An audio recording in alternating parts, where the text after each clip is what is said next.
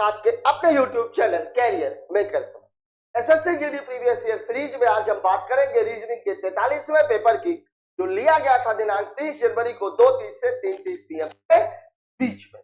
आइए देखते हैं इस पेपर में किस तरह के सवाल पूछे गए थे। पहला सवाल आपकी स्क्रीन पर ये रहा। सवाल आपका सिटिंग अरेंजमेंट का है। सवाल में आपको बोला 5 व्यक्ति है एक्स वाई जेड टी और यू एक सीधी पंक्ति में उत्तर की ओर मुख करके बैठे हुए हैं। ठीक है, एक सीधी पंक्ति है, 5 आदमी है, 1 2 3 4 और ये 5। ठीक है, जेड के दाईं ओर केवल 2 व्यक्ति है, मतलब इसके दाईं ओर केवल 2 ही आदमी हो सकते हैं, मतलब जेड तो यहीं पर बैठेगा। और वाई के दाईं ओर केवल 3 व्यक्ति है, मतलब वाई यहां पे बैठ गया है। ठीक है, टी के बाईं ओर केवल 3 व्यक्ति है, बाईं ओर केवल 3 व्यक्ति है, मतलब यहां पे बैठ गया है। पंक्ति के ठीक मध्य में कौन बैठा हुआ है? पंक्ति के ठीक मध्य में बैठा हुआ जेड, क्योंकि बाकी लोगों की जरूरत सवाल में नहीं है। आप पंक्ति के बीच में 5 लोग हैं, मतलब 2 इधर, जो बीच में वही आपका उत्तर है। और बीच में कौन बैठा हुआ है? बीच में कौन बैठा हुआ है? जेड। ठीक है, बात कर लेते हैं अगले सवाल की। निम्नलिखित में से कौन सा कोडिंग का क्वेश्चन है? कोडिंग के क्वेश्चन में देखिए वी नंबरिंग कर लेते हैं। वी का नंबर कितना? 22, आर का कितना? 18, एल का कितना? 14। देखिए 8 8 के अंतर, 4 4 के अंतर से ये भी 4 है, ये भी 4 है, मतलब अगला वाला भी 4 होगा, मतलब कितना हो जाएगा? 10। और फिर अगला वाला भी होगा, कितना हो जाएगा? 6 दिया हुआ है, मतलब 10 का नंबर जे है, मतलब आपका उत्तर ना तो ये हो सकता है और ना ही अगला। अब आपको देखना, देखिए जे ओ, या तो आप लास्ट वाला चेक कर लीजिए और या तो आप बीच वाला चेक कर लीजिए। मैं एक काम करता हूं, मैं लास्ट वाला चेक। ठीक है, लास्ट वाला चेक करते हैं भाई। लास्ट वाले में क्या है? यहाँ पर एस है। ठीक है, स्टूडेंट 19, ओ कितना है? 15, के कितना है? 11। यहाँ भी 4 4 का है, ये भी 4, ये भी 4, तो अगला 4 होगा तो कितना आ जाएगा? 7। और 7 किसका नंबर होता है? जी का। और 7 के बाद 4 होगा तो कितना आ जाएगा? 3, मतलब क्या होना चाहिए? सी। और सी आपको दिया गया है, मतलब आपका रिकॉर्डिंग आंसर जी है, और जी आपको यहां दिया गया है, इसलिए हम करिए। अब देखिए दूसरा और तीसरा मैंने चेक क्यों नहीं किया? दूसरा चेक करने का कोई फायदा नहीं था, क्योंकि ओ दोनों में था। यहां पर आर क्यू था, या तो मैं इसको चेक करता या तो मैं इसको चेक करता, तो मैंने लास्ट वाले को चेक किया। इन दोनों में से, चूंकि जब सवालों को टिक करना होता, मतलब ऑब्जेक्टिव टाइप में, ऑब्जेक्टिव टाइप में पूरा सवाल हल करने की आवश्यकता नहीं होती। या तो आप सही उत्तर तक पहुंच जाइए और या तो आप तीनों गलत उत्तरों हटा दीजिए। 2 को हमने पहली बार में हटा दिया, 2 हमारे पास जो ऑप्शन थे उनको चेक करके उत्तर निकाल लिया। बात करते हैं अगले सवाल की। अगला सवाल क्या है? बड़ा बड़ा सा दिख रहा है। कीर्ति सुमन शुभ कनक परी चारु श्लोक और शिवी वर्गाकार मेज के चारों ओर केंद्र की ओर। वर्गाकार मेज, वर्गाकार मेज मतलब जिसकी लंबाई और चौड़ाई, मैं एक काम करता हूँ थोड़ी बड़ी सी बना, चौड़ाई को बड़ी कर लेता हूँ क्योंकि स्पेस मेरे पास कम है, जितना है उतना। ये वर्गाकार मेज है। कुछ मेज के कोनों पर, कुछ मेज की भुजाओं के बीच में, मतलब 4 लोग यहां बैठेंगे और 4 लोग कोनों में, तब यहां 8 लोग हो गए। 8 है क्या? 2 4 6 8। ठीक, ठीक मध्य में बैठे। कीर्ति शुभ के बाईं ओर तीसरे स्थान पर बैठी है, कीर्ति एक कोने में। शुभ के बाईं ओर तीसरे स्थान पर, अगर मैं यहां बैठा लूंगा तो 1 2 3 ये कोने पर भी आ जाएगा, मतलब यहां पर कौन बैठा हुआ है? शुभ। बाईं ओर तीसरे स्थान पर, मतलब यहां कौन बैठेगी? कीर्ति शुभ के बाईं ओर तीसरे स्थान पर बैठी है और कीर्ति एक कोने पर बैठी, दोनों चीजें सही है। कनक परी के दाईं ओर दूसरे स्थान पर है और परी किसी कोने पर नहीं है। ठीक है, कनक परी के दाईं ओर, परी बीच में बैठी हुई है। अगर मैं परी को यहाँ पे बैठाता हूं, ठीक है, तो कनक परी के दाईं ओर दूसरे स्थान पर, दूसरे स्थान पर तो शुभ बैठा हुआ, यहाँ तो बैठ नहीं सकता। ठीक है, अगर मैं कनक परी के दाईं ओर, परी को अगर मैं यहां बैठाता हूं तो दाईं ओर दूसरे स्थान पर ये, अगर मैं यहां बैठाता हूं परी को तो कनक 1 2 यहां पे बैठा, मतलब या तो ये स्पेस या तो स्पेस, 2 स्पेस। देखिए आगे परी कीर्ति के ठीक बगल में नहीं बैठी, मतलब मैं परी को यहां पे नहीं बैठा सकता। तो आप परी के लिए दो जगह, इस जगह पे बैठा लेंगे तो कुर्ती यहां पहुंच जाएगी, यहाँ तो शुभ बैठा हुआ है, इस जगह बैठा लेंगे, ठीक है, तो यहां पहुंचेगा, कहना ठीक हो सकता है, लेकिन यहां मैं परी को बैठा नहीं सकता, मतलब 100% परी कहां बैठी हुई, यहाँ पर, और इसके दाईं और दूसरे स्थान पर यहाँ कौन बैठी हुई है, कनक।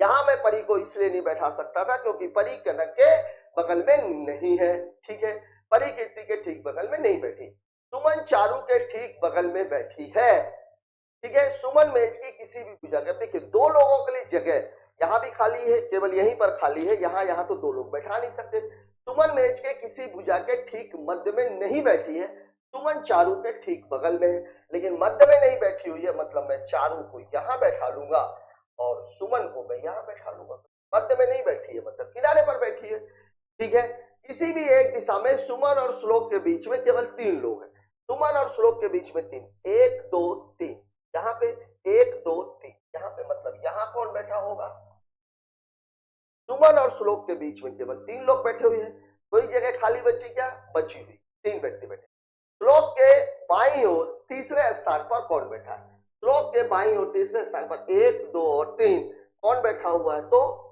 बैठा हुआ, यहाँ के लिए हमें जरूरत नहीं थी इसलिए मैंने नहीं लिखा, वैसे अगर सवाल के हिसाब से देखेंगे तो एक व्यक्ति बचा हुआ है और वो बचा हुआ है शिवी, लेकिन इसको लिखने की आवश्यकता नहीं है क्योंकि आपका सवाल शिवी के बिना भी हल होगा, ठीक है। बात कर लेते हैं अगले सवाल की। अगला क्वेश्चन ब्लड रिलेशनशिप का है और ये इसके बारे में, ठीक, देखिए P@m, एट द रेट का मतलब यह है PM का पति है, PM, P eight the rate PM की पुत्री, PM की, ये इसकी बात, फिर है M%H, परसेंट का मतलब है MH की पत्नी है, MH की अगर पत्नी है तो ये हो जाएगा, ये पत्नी है और ये हो जाएगा, फिर HSA, S का मतलब क्या है, HA का भाई है, HA का भाई, A के बारे में कुछ नहीं है, A@, AG की पुत्री है, A किसकी पुत्री है, G की पुत्री हो गई। अब क्या बोल रहा है, G एंड B, मतलब G B का पति, ठीक है, G B का पति, क्या सवाल, अब आपसे पूछ क्या रहा है, B से किस प्रकार संबंधित है, B का संबंध किससे पूछ रहा है, एक जनरेशन और ये दूसरी जनरेशन, मतलब निश्चित तौर पर ये दादी होगी या फिर नानी होगी। अब देखिए बी की ये क्या है, बेटी, बी की ये क्या है, बेटी, ये लड़की की लड़की, लड़के की लड़की, और लड़के की लड़की है तो क्या होगी, दादी होगी, अगर लड़की की लड़की होती तो क्या हो जाती, नानी हो जाती, मतलब एक चीज तो कंफर्म है कि 2 स्टेप ऊपर है, महिला है, मतलब दादी या नानी। अब अगर दोनों ऑप्शन में दिया हुआ तो देखिए ये जो H की लड़की है P और H B का क्या है, पुत्र है, पुत्र है इसलिए क्या बनेगी, दादी, ये दिया हुआ है दादी, वैसे इसमें नानी ऑप्शन में नहीं था, आप दादी और नानी डिफरेंशिएट किए बगैर भी उत्तर निकाल सकते, ठीक है। बात करते हैं अगले सवाल की। अगला सवाल कोडिंग का, देखिए RSAB, देखिए इन दो की और इन दो की बात कर रहा हूं मैं, ये सीधा मतलब इसके बाद ये है, यही तो पूछ रहा है, ठीक है, और C एक छोड़ के भी, फिर ये देखिए IE, इन दोनों की बात, फिर ये देखिए IE, I के ठीक HED छोड़ के, फिर ये देखिए इनका देख लीजिए, इनका क्या कहानी है भाई, N के ठीक पीछे M, C का एक छोड़ के E, और E के ठीक पीछे, अब C का अगर मैं निकालूंगा तो C के ठीक पीछे O, N छोड़ के क्या हो जाएगा, U के ठीक पीछे T, N, M छोड़ के क्या हो जाएगा L, BMTL से हमारा उत्तर बन रहा है क्या, नहीं बन रहा, कैसे, फिर T के ठीक पीछे S, R, Q छोड़ के कितना हो जाएगा P, और Y के ठीक पीछे क्या होता है BMTL, SPX, SQX, BMTL RPX, मतलब उत्तर हो जाएगा BMTL SP। पूरा ही सवाल आपको लगाना पड़ेगा क्योंकि बहुत ही क्लोज्ड ऑप्शंस दिए हुए, P और Q बस में डिफरेंस है, तो आपको सवाल को तो पूरा पूरा लगाना ही पड़ेगा। 2-2 के रेशियो में उसने कोडिंग बनाई हुई है और वो आप देख सकते हैं। ठीक है, ये सवाल किसका है? ये सवाल जो आपको दिया गया है, ये सवाल दिया गया है किसका? डाइस का। और डाइस में मैंने आप लोगों को बताया था कि अगर दो बॉक्सों में एक ही फलक समान है तो बचे हुए फलकों को क्लॉकवाइज और एंटी क्लॉकवाइज घुमा के विपरीत सतह, लेकिन अगर दो फलकें समान है तो बची हुई सतह है वो एक दूसरे अपोजिट हो जाती है। अब यहाँ देखिए, यहाँ पर 17 है, ये 17 है, ये 18 है, ये 18 है, मतलब बचे क्या? 16 और ये दोनों एक दूसरे के अपोजिट है। पूछ किसका रहा है? 16 का, मतलब उत्तर कितना हो जाएगा? 13 दिया गया है ऑप्शन पर। ठीक है, बात कर लेते हैं सवाल। अगला सवाल किसका है? कोड मैथमेटिकल सीरीज का, जिसमें चिन्ह बदल। ठीक है, 45 गुणे 5, 45 गुणे का अर्थ क्या बोल रहा है? हाँ, तो 45 भागे फिर धन, धन का अर्थ क्या बोल रहा है? ऋण, ऋण कितना हो जाएगा? 27। फिर भागे, भागे का अर्थ क्या बोल रहा है? भाग का अर्थ है धन, धन कितना हो जाएगा? माइनस, माइनस का अर्थ क्या बोल रहा है? माइनस का अर्थ है गुणा, गुणा कितना? अब देखिए 45 में 5 का भाग देंगे 9, 81 में 3 का गुणा करेंगे, 3 एकम 3 और 3 अठे 24, बीच में कितना बचा हुआ? -27। अब देखिए 243 में अगर मैं 27 हटाऊंगा तो 13 में से 7 चला गया 6, 3 में से 2 चला गया 1, तो 16 बचेगा। और 216 प्लस 9, उत्तर कितना हो जाएगा? 225। और ये दिया गया है आपको ऑप्शन नंबर 3। इसमें दिया गया है आपको ऑप्शन नंबर 3। ठीक है, बात कर लेते हैं अगले सवाल की। कुछ है नहीं सवाल में, बस चिन्ह बदल। अगले सवाल में किसका? डिक्शनरी का क्वेश्चन। डिक्शनरी में जो जो समान है वहां से तो आपको कुछ मिल नहीं सकता, किसे कुछ मिल नहीं रहा। सब में ए है, यहाँ ओ है, मतलब ये तो पांचवा होगा। 3 पांचवे में दिया है क्या? यही आपका उत्तर। बाकी किसी को करने की आवश्यकता नहीं है। देखिए ए ओ, मतलब लास्ट वाला यही होगा और लास्ट वाला यही होगा। टोटल 5 है, मतलब 5वें नंबर पर ये आएगा और 5वें नंबर पर 3 केवल एक ऑप्शन में दिया गया, यही आपका उत्तर है। इसके आगे आपको कुछ भी करने की आवश्यकता नहीं है। बात कर लेते हैं अगले सवाल की। देखिए ए का नंबर कितना है?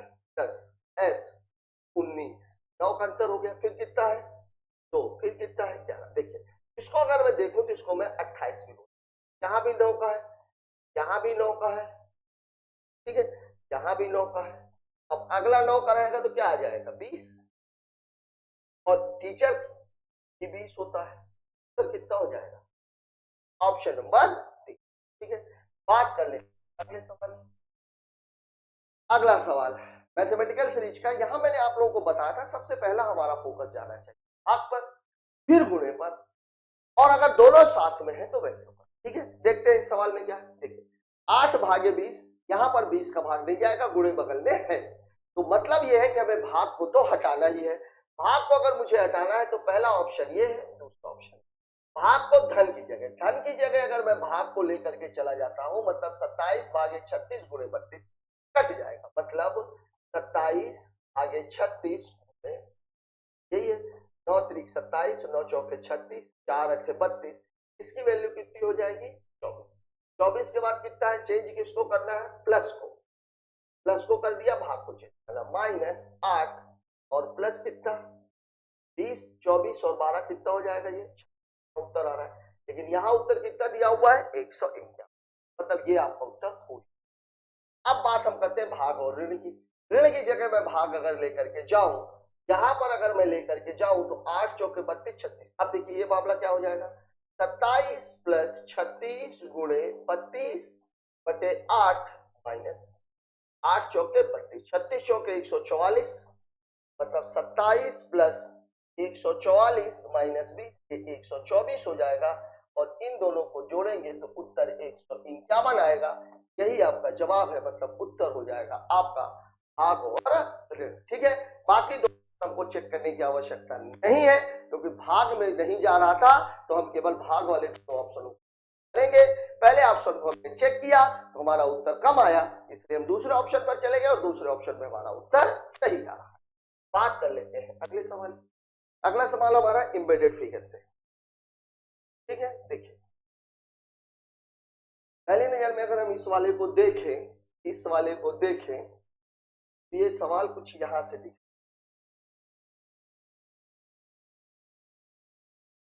वाला है,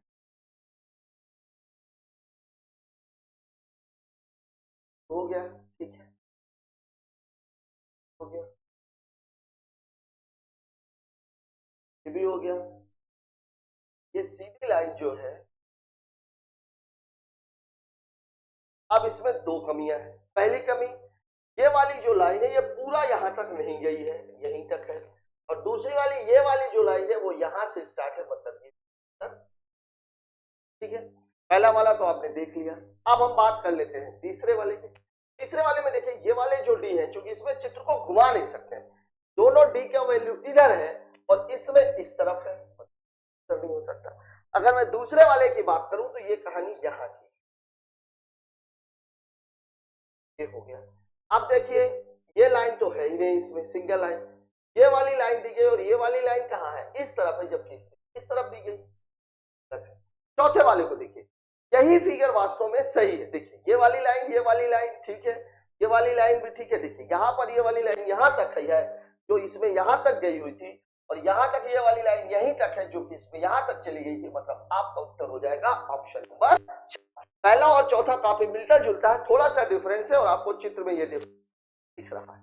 बात कर लेते हैं अगले सवाल। हाँ, अगला सवाल क्या है, 56, 9 और 56, 9 और देखिए 56 क्या होता है, 8 गुणे, यही बार आता ही है। 9 से ठीक एक कम, फिर इससे एक और कम, ठीक है। यहां भी देख लीजिए 5 और 12, ये कितना होता है, 4 और 3, 5 से एक कम और इससे एक और कम। तो अब क्या दे रहा है, 12, और क्वेश्चन मार्क, 12 से एक कम 11, इससे एक और कम 10, मतलब उत्तर हो जाएगा 110, दिया गया है आपको ऑप्शन नंबर, ठीक है। जो संख्या दी गई है उससे कम, एक कम और फिर उससे एक और कम, ठीक। बात करते हैं अगले सवाल की। किसी निश्चित कोड भाषा में ही कॉलम को काबामा किसको पूछ किसका रहा है, हंगरी का, किसका पूछ रहा है, हंगरी का। और हंगरी आया कहाँ है, जगह पर, और किसी जगह पर हंगरी है क्या, नहीं।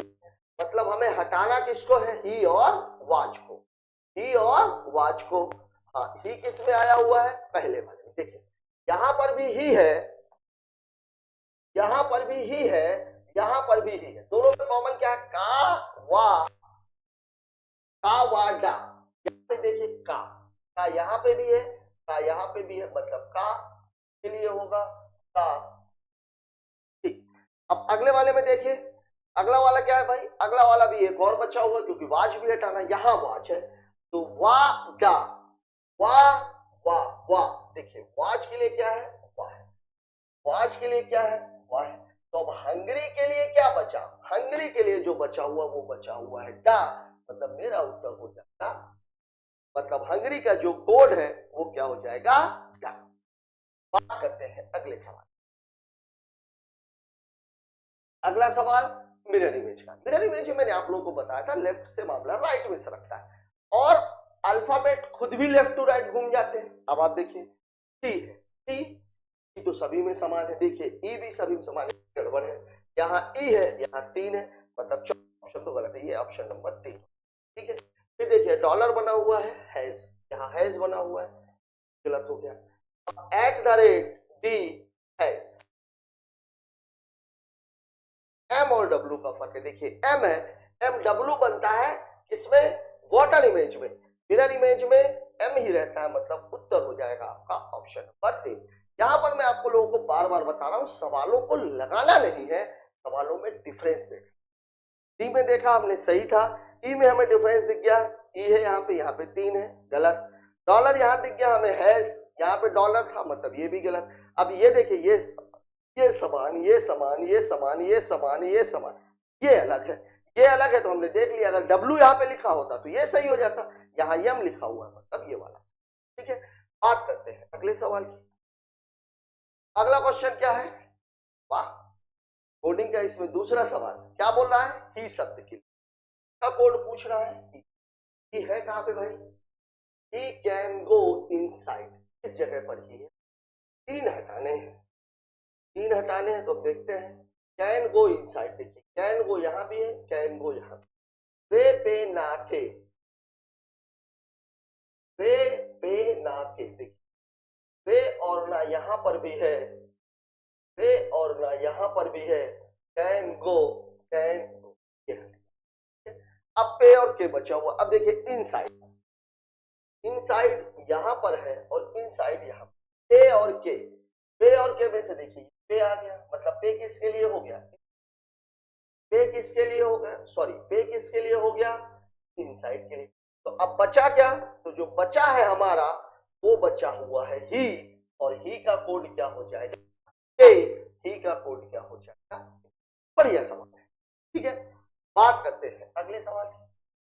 अगला सवाल हमारा नॉन वर्बल रीजनिंग से। नॉन वर्बल रीजनिंग में मैंने बार बार आप लोगों को एक बात बताई है, पूरा मामला ऐसा चलता है, जो पहले में होगा वही तीसरे में होगा, पांचवें, जो दूसरे में होगा वही चौथे में होगा, वही छठवें में होगा। और हमसे सवाल ये वाला 1 2 3 और 4, ये वाला आपको थोड़ा सा दिमाग लगा करके केवल दूसरे पे फोकस करना है। फोकस हमारा किस पर जाना चाहिए, यहां से यहां जो हो रहा है वही यहां से यहां पे होगा, जो यहां से यहां हुआ है वो यहां से यहां, ठीक है। मतलब अगर मैं इसको 1 बोलूं, इसको 2 बोलूं, इसको 3 बोलूं, इसको 4 बोलूं, जो यहां होगा वही यहां होगा, जो यहां होगा वही यहां। अब आप देखिए चेंजेस क्या क्या है, खैर कलर बदल लेते हैं। टी, टी कहां पहुंच गया है, यहां पर, यू यहां पे, यहां पे, सी यहां पे, ए यहां पे, ए यहां पे, एल कहां गया, एल यहां पे, यहां पे। देखिए ये जो डी वाला है ये उठ करके यहां पे पहुंच गया है और इसने सबको धक्का लगा दिया। डी यहां पहुंच गया, टी यहां पहुंच गया, यू यहां पहुंच गया, पी यहां पहुंच गया, सी यहां पहुंच गया, ए यहां पहुंच गया, एल यहां पहुंच गया, ई यहां पहुंच गया, एल, ठीक है। धक्का लगाना है केवल, मतलब एल को उठा करके मुझे यहां ले जाना। अब मामला क्या बनेगा, देखिए एल, यू, ठीक है, फिर डी, ए, फिर सी, ई, देख लीजिए किसमें है ये, L U D A P C E N, option number यही आपका उत्तर, ठीक है। बात कर लेते हैं अगले सवाल की। यहां देखिए सवाल में क्या बोल रहा भाई, 32 है, 35 है, क्वेश्चन मार्क है, 47 है, 56 है और 67। यहाँ कितने का फर्क है, 9 का। यहाँ कितने का फर्क है, 11 का। यहाँ कितने का फर्क है, 3 का, ठीक है। 3 9 11 विषम संख्याओं की बात हो रही है। यहाँ 5 का होना चाहिए, यहाँ 7 का होना चाहिए। 35 और 5 40, 40 और 7 47, उत्तर होगा 40, ऑप्शन नंबर, ठीक है। कुछ नहीं है सवाल। बात करते हैं अगले सवाल की। हाँ, बढ़िया सवाल, सीरीज का सवाल है और मेरे को ऐसा लग रहा है बहुत पेपरों के बाद सवाल जो है वो गुणे के फॉर्म में। यहां देखिए आप, यहां अगर मैं देखूं 11 दूनी 22, 23 दूनी 46, 48 दूनी 96, 96 दूनी 192। मैं आपको ये बोला, देखिए 192 अगर फिर कितना है 9604, थोड़ा दूर दूर लिख लेते हैं भाई। फिर ये कितना है 4800 है, फिर ये कितना है 2396 है, फिर कितना है 1196 है, फिर क्वेश्चन मार्क है और फिर 200। देखिए यहां से मुझे एक चीज दिख रही है, 9600 का ठीक 18 होता है 4800, लेकिन माइनस कितना है, माइनस कितना है 4। मतलब अगर मैं 4 को घटा के 2 का भाग दूं तो भाग पूरा पूरा चला जाएगा। देखिए इसमें मैं 2 का भाग देखे, 2 9 18, 2 छक्के 12, भाग न पहुंचे लब्धे शून्य, 2 अट्ठे, ठीक है, 2 अट्ठे 16, ठीक है। लेकिन दिया कितना हुआ है 4, मतलब इसमें माइनस कितना कर दिया है, इसमें माइनस कितना कर दिया है 4, 2 का भाग फिर माइनस 4। यहां देख लेते हैं ये कितना है 4800, ये माइनस कितना है, ये कितना है, 2 का भाग देंगे तो ये कितना आ जाएगा 2400, लेकिन 96 मतलब माइनस 4। इसमें 2 का भाग देंगे, 2 एक कम 2, 2 एक कम 2, 2 9 18, 2 अट्ठे 16 माइनस, मतलब 2 का भाग -4 -2 -4 -2, मतलब यहाँ -4 है, यहाँ -2, यहाँ -4 है, यहाँ -2, यहाँ क्या होगा -4। ठीक है, देखिए अब 1196 में मैं 2 का भाग दे लेता हूँ, 2 पंचे 10, 2 9 18, 2 अट्ठे 16 और -4, 4 हो जाएगा तो कितना हो जाएगा, 2 4,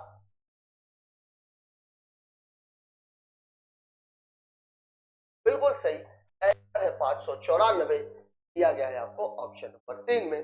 बढ़िया सवाल कहा जाएगा। 2 का भाग ऋण 4, 2 का भाग ऋण 2, 2 का भाग ऋण 4, 2 का भाग ऋण 2, फिर 2 का भाग ऋण 4, 2 का भाग, ठीक है। सवाल जहां तक है आपकी समझ में आ गया हो। बात कर लेते हैं अगले सवाल।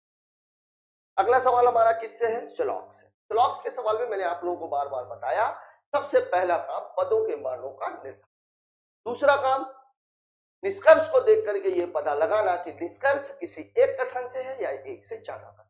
अगर एक कथन से है तो केवल 2 बातें, सकारात्मक से सकारात्मक, नकारात्मक से नकारात्मक, 50 का मान 100 नहीं होगा।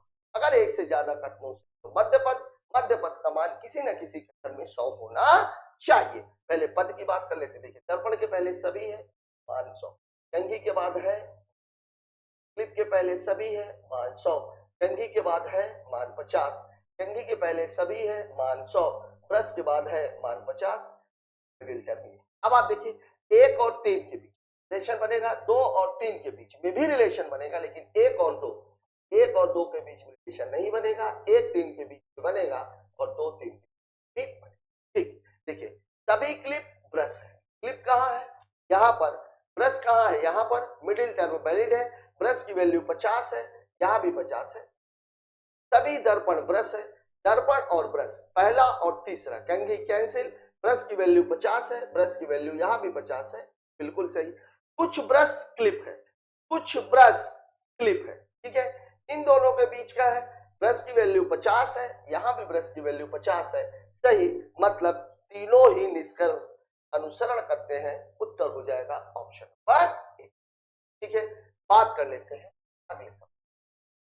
बुद्धिमान का जो संबंध बुद्धिहीन से है, जस्ट अपोजिट, वही संबंध विशेषज्ञ का। बुद्धिमान का अपोजिट बुद्धिहीन, तो विशेषज्ञ का विद्वान हो नहीं सकता, पेशेवर हो नहीं सकता, अनुभवी हो नहीं सकता, उत्तर हो जाएगा नौसिखिया, ऑप्शन नंबर 4।